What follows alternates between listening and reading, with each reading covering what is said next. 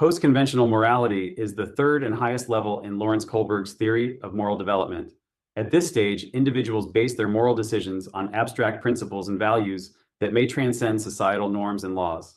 Unlike pre-conventional morality, where decisions are driven by self-interest and the avoidance of punishment, and conventional morality, which emphasizes adherence to societal norms and gaining approval from others, post-conventional morality involves reasoning guided by principles such as justice, equality, and human rights. Individuals operating at this level prioritize ethical principles over social rules or expectations, reflecting a more autonomous and principled form of moral reasoning. Here are three key features of post-conventional morality. First, social contract orientation is a key feature. Individuals recognize that laws and rules are social contracts that can be changed when they do not serve the greater good.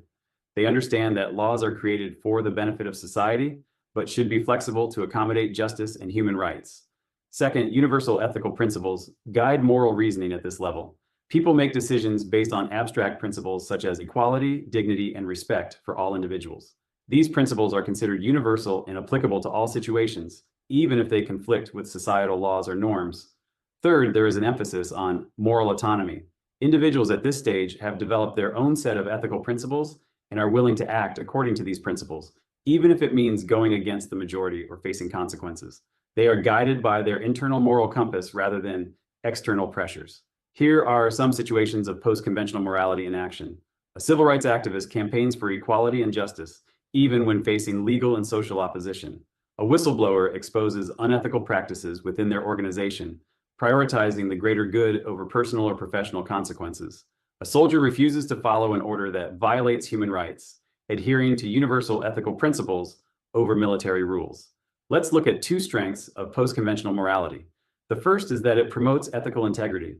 Individuals at this stage are committed to acting according to their principles, even in the face of adversity. This commitment fosters a sense of authenticity and integrity, as actions are aligned with deeply held values. Another strength is that it encourages social progress.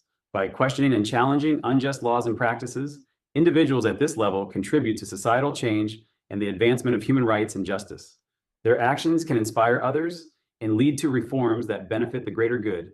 However, post-conventional morality has its limitations. One major limitation is that it can lead to social conflict. When individuals act on their ethical principles, they may come into conflict with established laws and societal norms, leading to tension and disagreement. Another limitation is that it requires a high level of cognitive and moral development. Not everyone reaches this stage, and those who do may struggle with the isolation and responsibility that come with acting on their principles in a world that may not always support them. If you're a university student, I recommend reading the article I've left in the pinned comment, which could help you with your studies, or writing an essay on this topic. You might also want to check out the videos on screen now that explore related concepts in education.